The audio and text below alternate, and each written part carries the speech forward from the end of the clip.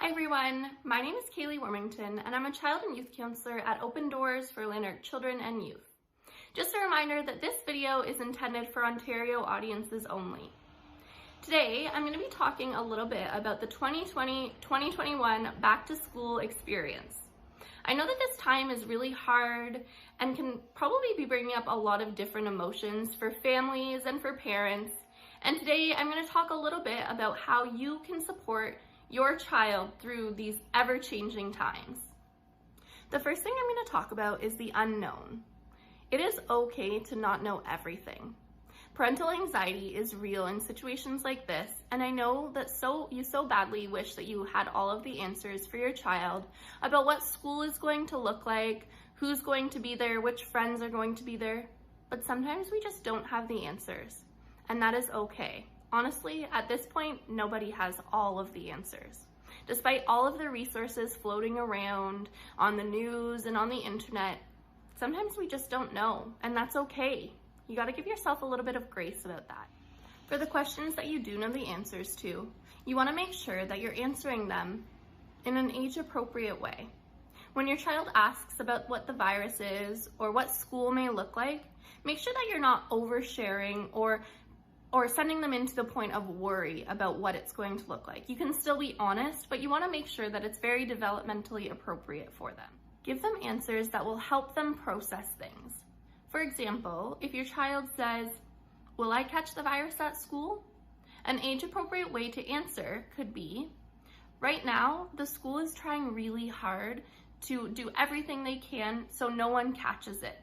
But honestly, we can't promise anything. That's why it's so important for us to wash our hands and wear our masks and keep a distance from our friends, even though that's going to be really hard."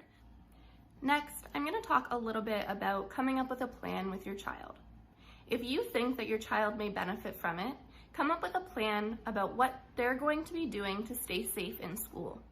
If your child is expected to wear a mask, make that part of the plan. A lot of children thrive off of coming up with plans and knowing what to expect. So this could really help a child who's feeling a little bit worried or unsure of what they might be doing. Prepare your child and let them know that school staff will be wearing masks and potentially other PPE.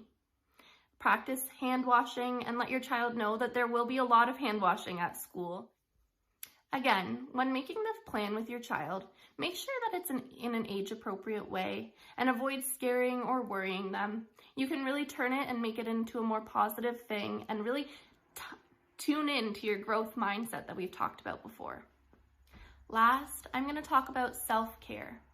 The next few weeks are going to be hard, and parents are going to be seeing their children coming home from school and having less emotional regulation, less control over their emotions, because it's so different. Back to school is already hard as it is, and then this is just adding another layer to everything.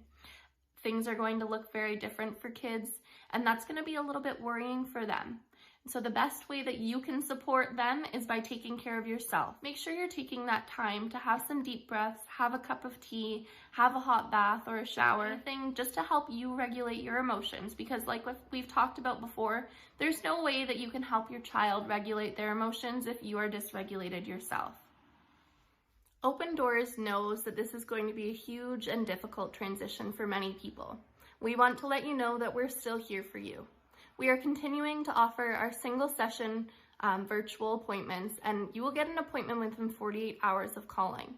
If you're wondering how you can further implement these things that I've talked about today, don't hesitate to call us. If you're struggling with back to school behaviors or emotional dysregulation, we are still here. Thanks everyone, and we wish you the best with back to school.